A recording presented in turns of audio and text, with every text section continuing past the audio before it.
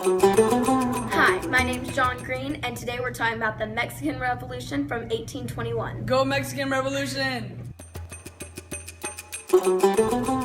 During the time period of the start of the war, concepts and ideas of the Age of Enlightenment spread to Mexico and inspired revolution as its surrounding liberal movements. Changes in social and political due to Bourbon reforms plus economic conflicts created a perfect environment for revolution. In 1808, King Charles IV and Ferdinand VII advocated the throne to Napoleon Bonaparte, who gave the Spanish crown to his brother, Joseph Bonaparte. The same year, the Ayuntamiento, or the City Council of Mexico, claimed sovereignty and without a legitimate king and a coup against the viceroy. And also, conflicts between the Peninsulares and Creoles led to the Mexican Revolution. Thought bubble! Creoles are Mexican-born Spaniards ranked below Native Europeans or Peninsulares. Because they are ranked below Peninsulares, it's created a bunch of tension between the two social groups. The main grievances were set in motion by the Peninsular War.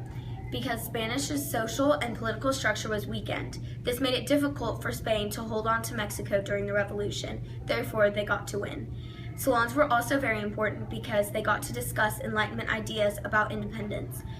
And they also, since they were so close to the United States, saw that revolution as successful and wanted to do the same. The demands were they wanted independence because they sought the opportunity since the Spanish were wrapped up in the Peninsular War.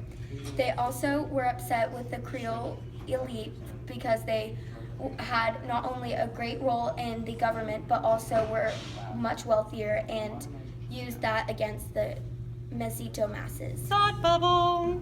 Did you know that on September 16th of 1810, the Catholic priest Miguel Hidalgo y Castilla encouraged his congregation to revolt against the Spanish crown in a speech made at Dolores? And then later, on October 30th, the battle at Monte de las Cruces, insurgent forces under Hidalgo and Ignacio Allende defeated Spanish troops at Ocoya. The year of the war, in 1821, specifically on February 21st, the Spanish Colonel Agustin de Iturbide and insurgent leader Vincent Guerrero together issued the Plan of Iguala at a meeting in Iguala, under which Mexico became an independent Catholic constitutional monarchy. On February 24th, the armies under Iturbide and Guerrero were consolidated into Iturbide's control into the Army of Three Guarantees. And later, on August 24th, the Iturbide and Spanish Viceroy Juan O'Donoghue signed the Treaty of Cordoba, recognizing the independence of Mexico and personal union with Spain. In 1821, after the revolt in Spain, there was a new era of liberal reforms there. Conservative Mexican leaders began to plan the viceregal system and separate the country from the motherland on their own terms. On the behalf, Iturbide meets with Guerrero and issues the Plan of Iguala, which mentioned before, by which Mexico would become an independent country as ruled with a limited monarchy. Several important figures were involved in the Mexican Revolution, some of which are Miguel Hidalgo. He was the father of the Mexican Revolution. He was a priest, and on September 16, 1818, he issued his Grito de Dolores, or Cry of Dolores, which called for the end of a 300-year Spanish rule in Mexico, redistribution of land, and racial equality between the Creoles and Peninsulares. It sparked a formation of a peasant army and further revolts throughout Mexico. Agustin de Iturbide was also another important historical figure. He was the leader of the royalist forces and negotiated the Plan of Iguala in 1821 to establish Mexico as an independent constitutional monarchy, and Mexicans of Spain's descent would be equal with pure Spaniards. Next was Juan de O'Donoghue. He was a major leader in August 24th of 1821. He was a viceroy who signed the Treaty of Cordoba, which approved a plan to make Mexico independent. Next is Ignacio Allende. He was the captain of the Spanish army in Mexico who sympathized with Mexican independence movements and fought along Hidalgo in the first stage of the struggle.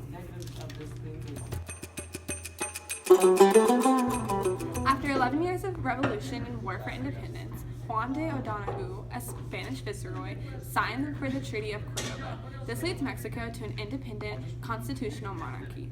Under this treaty, the Catholic Church would be maintained and Mexicans of Spanish descent would be equal to pure Spaniards, while mixed Mexicans, for example of Indian blood, would have fewer rights. Mexico would be established as an independent constitutional monarchy, and the privileged position of the Catholic Church would be maintained, and Mexicans of Spanish descent would be regarded as equals to pure Spaniards. This treaty was known as the Treaty of Cordoba, and the previous King Ferdinand was reoffered the throne but declined, and Augustine. Here's a picture of the land being fought over during the War of Mexican Independence, which is in Central America under the United States. Finalmente! Can't really get on.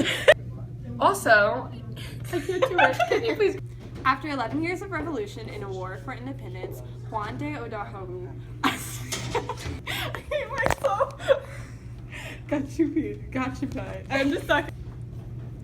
Creoles are native-born Spaniards. Oh my god. Revolución de Mexico.